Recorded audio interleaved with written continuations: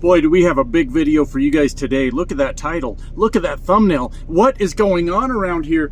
Did Swift Transportation screw me over? Well, we're gonna find out. You guys be the judge as we go. And this is one of those videos where it's super important that you listen to the entire thing. Listen, pay attention. I'm trying to tell you something, because it's not that I have a psychic ability, but I know when people don't watch the entire video and then go off ranting and raving in the comments section about only the part they wanted to listen to, and then they yell at me because I said something that I never said. And it's not because of my psychic ability, like I said, it's because it just so happens I recorded the video, so I actually know what I say in the video. So yeah, this is a big one. Like, this is important. You gotta listen to the whole thing. This is a continuation of the I got my truck booted in Charlotte, North Carolina because I parked illegally apparently, and there's more to the story as it continues to unfold. So there's going to be a lot going on, a lot of information in this video. First of all, as always, I got some thank yous for the super thanks in the last video. Like I always say, I appreciate you guys, of course, supporting the channel through viewing the videos, obviously, you know, subscribing, coming back to watch, and obviously I appreciate the super thanks that come in on the videos. And also good news, I have bandwidth again, so I can start going live hopefully every Sunday again. But I do got a few people to thank here, so I want to first off thank Al for the $2. Thank you so much for your support, Al. I appreciate you.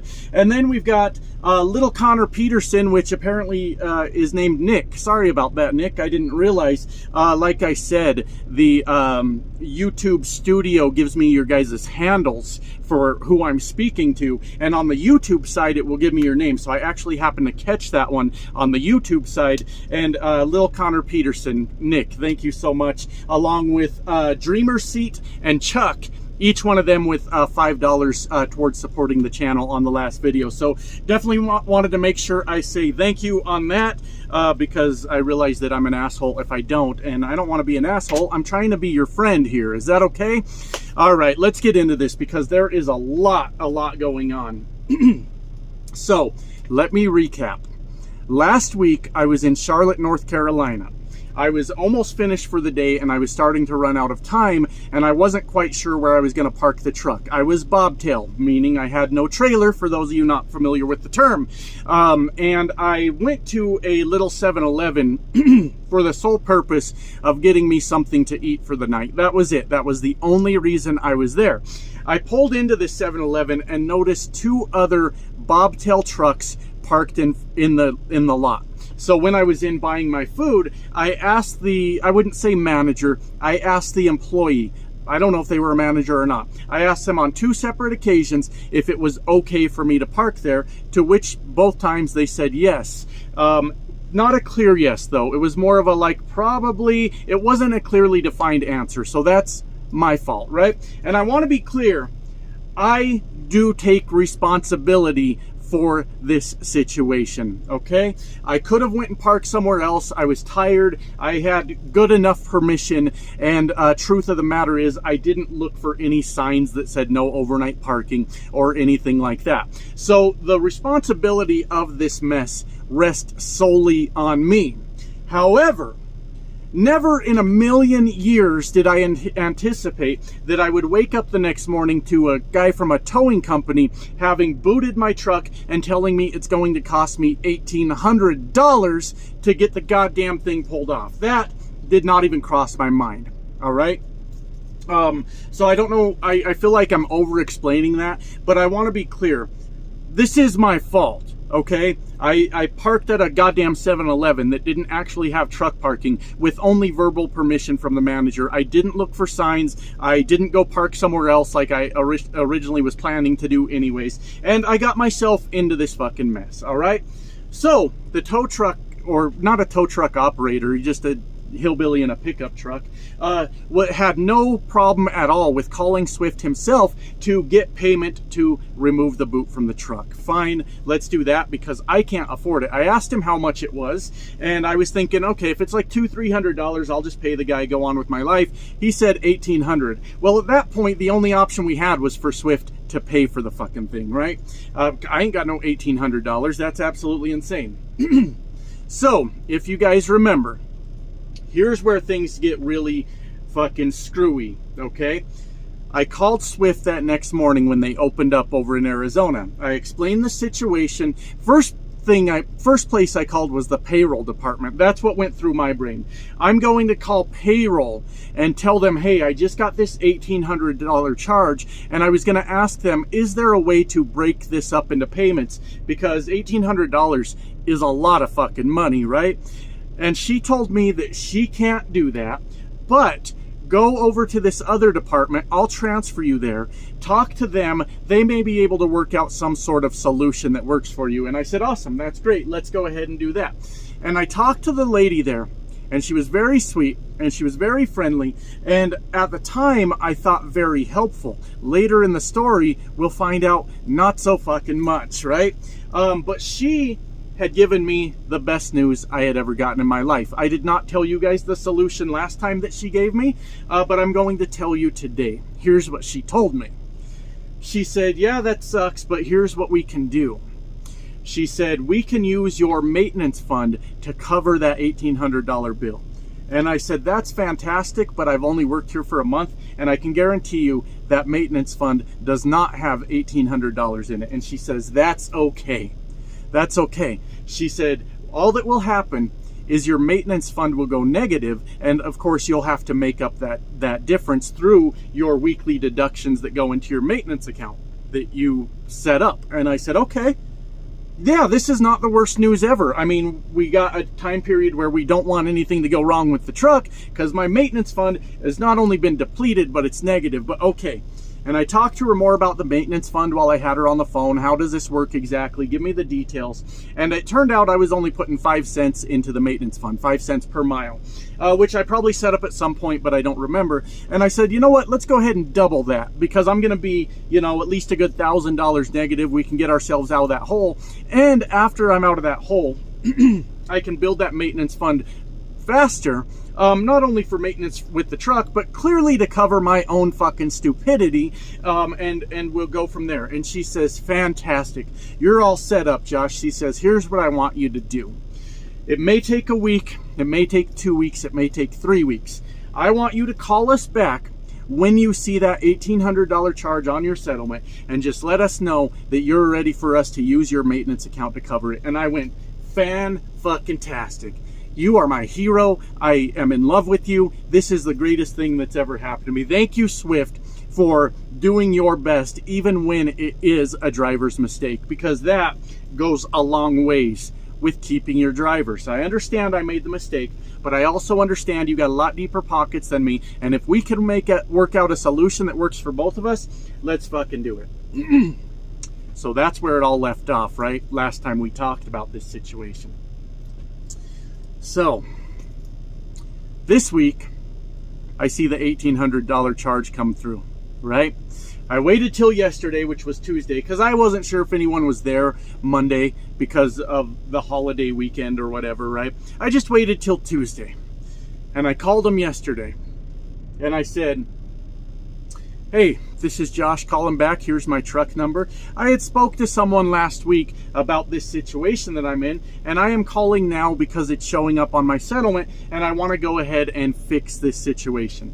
And I'm talking to another girl, and stupid me, I didn't get the name of the first girl I talked to a week ago. And that's another fuck up on my part because I should have done that.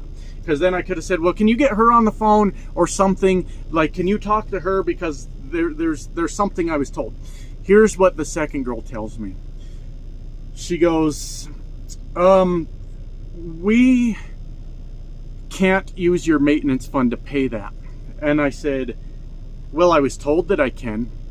And she goes, I understand that, but there's no way to use your maintenance fund to cover that. She said, it was you that parked the truck illegally. And she's right. I still take full responsibility for that, right? But I thought we had a solution is where the fucking problem is. And she said, there's nothing you can do but work it off. That's it. That's all you can do. And I said, my God, $1,800 is a lot of money. A lot of fucking money in this freight market to work off. I said, is there no solution at all? Because this other lady told me I could use my maintenance fund and I could make it negative and I could just work to rebuild that to a positive number and all would be fine. Are you absolutely sure there's nothing you can do? And she says, well, in your particular lease program that you're in, you have to have at least $3,000 in that maintenance fund already sitting there before you can start using it to cover deficits and things like that, which is actually a pretty cool thing that Swift does. You can use your maintenance fund, apparently. Things keep changing on me, so I don't know. But apparently, let's say you decide to take the week off, and now you're in the hole because you got to pay your fixed costs for the week, right? Apparently, you can use your maintenance fund to at least make your settlement zero so that you're starting the next week off fine. That's what I understand right now. Subject to change, fucking apparently, right? So she says there's nothing you can do but to work it off. And at that point, I start to panic because $1,800 is a fucking ton of money, right? And she says, that's it. That's all you can do. She said, I'll get with your driver manager or whatever they call them around here. And I'll just let him know you just need more miles so that you can make up that deficit quicker, which is fine. That is the solution at this point. That is the fucking solution, right? And I said, yeah, but I was supposed to take home time this weekend. I skipped my last home time because there was some sort of miscommunication in the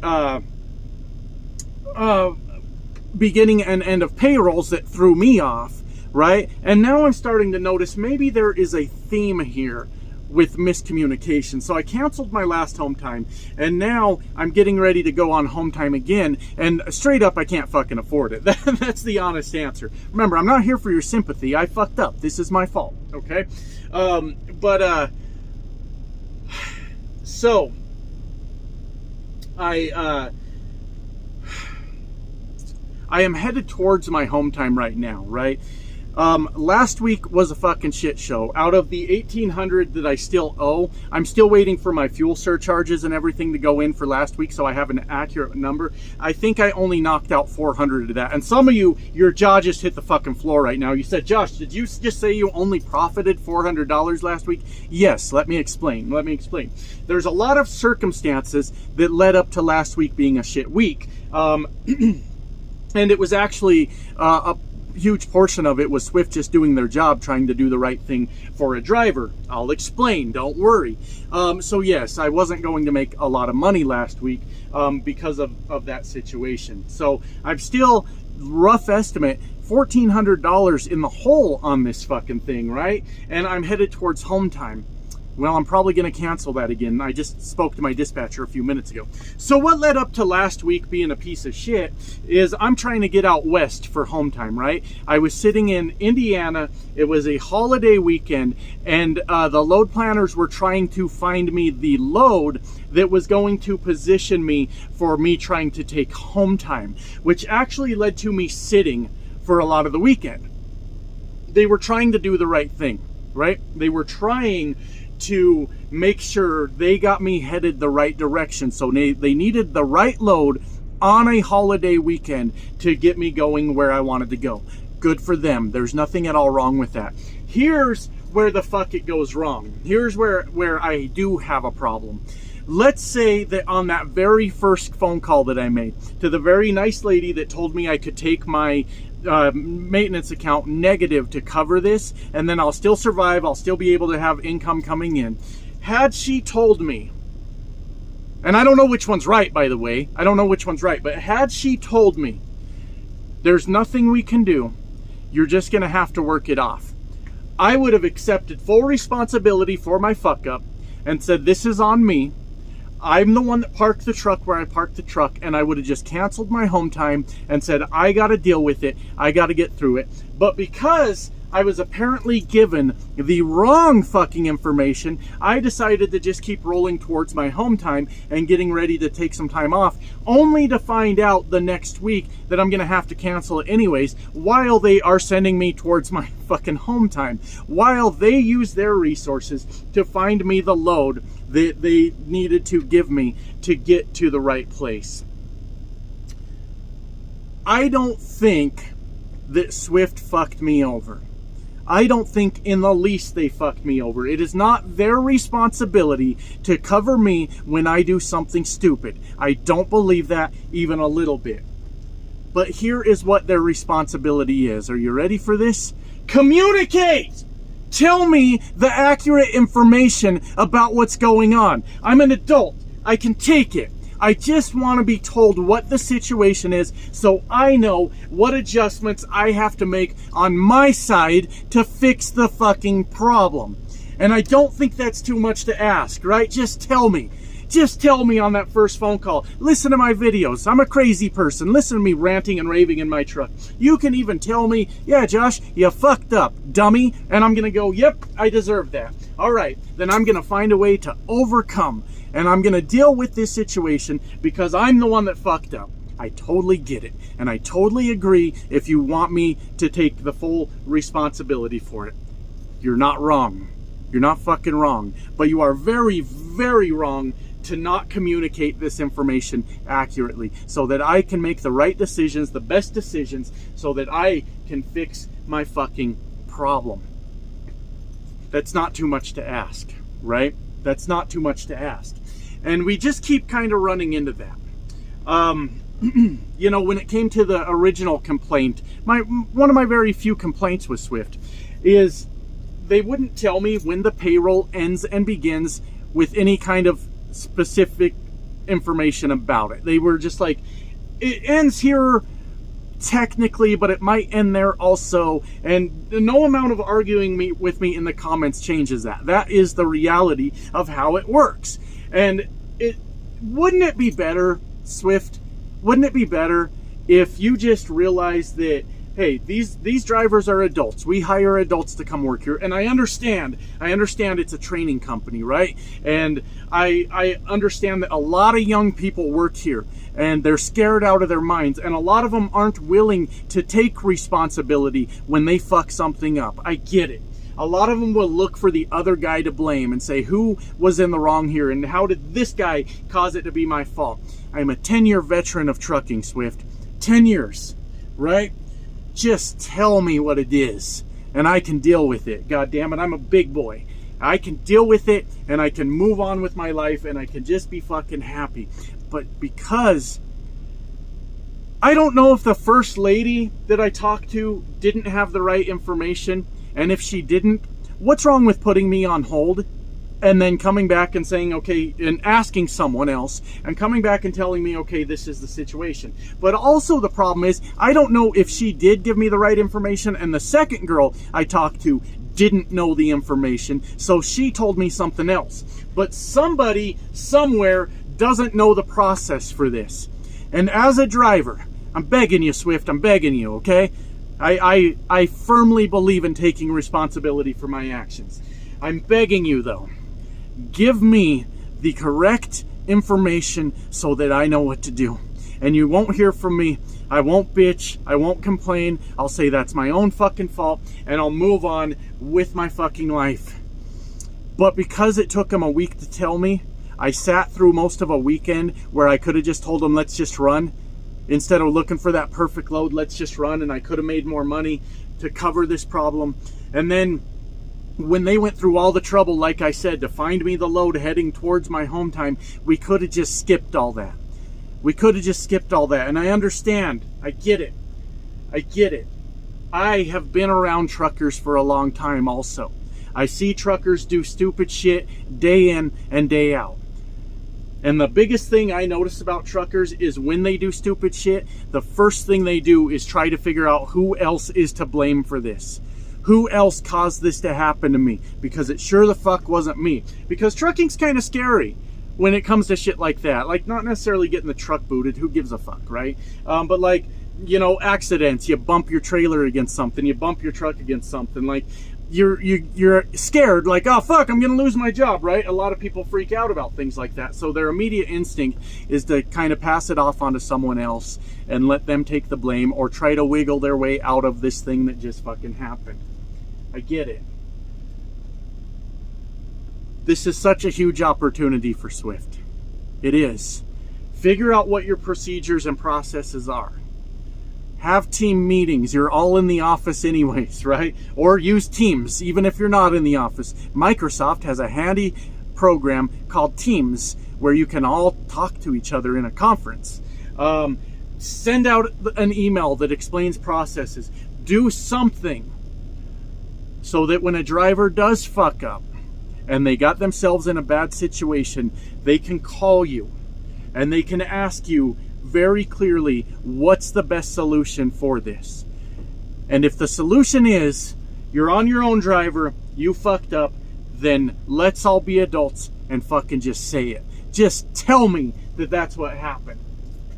I probably would have had myself out of this hole already had I insisted that I run last weekend, just canceled my home time, insisted that I run last weekend, or I wouldn't be out of it, but I'd be a whole lot fucking closer, right? But here's what I had to do. I actually stopped by my house yesterday. Look, ain't I looking good? All head shaved up and shit. Look, it's getting long. Look, yeah. Had my wife cut my hair up for me yesterday because I was near the house. So I figured on this load, I can stop by for the night. My one night that I'm gonna stop at the house, see my family, I have to instead have a talk with them about, hey, we got to tighten it up for the next couple weeks because I'm an idiot. I get it. Because daddy dipshit's home, we got to tighten it up for the next couple weeks because there ain't a check coming. And that's okay. I don't have a problem explaining that to them. But just a couple days ago, I was on the phone with my wife and told her it's all handled. It's all taken care of. Swift made sure they're going to take care of it. Don't make me lie to my family, assholes. What are you doing? What are you doing? Just tell me. Tell me the fucking truth, and I'll just go on with my life. So to recap all of it, the whole situation is my fault.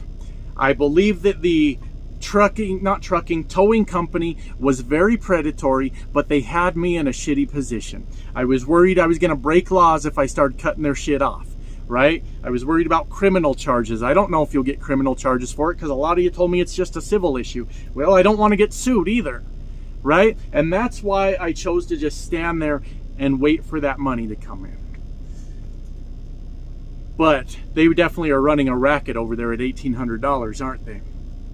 But I parked the truck there. That was my own stupidity. But I think from here on out, Swift, it would be wildly beneficial to you as a company and to every one of your drivers out there if you just straight up tell them what the answer is. This is business, okay? There are no feelings involved in business. And if it falls squarely on my shoulders, I need to know that as soon as possible so that I can handle the situation. Now I'm in a situation that I can handle, but it would have been really fucking nice to be handling that situation a fucking week ago. That's it.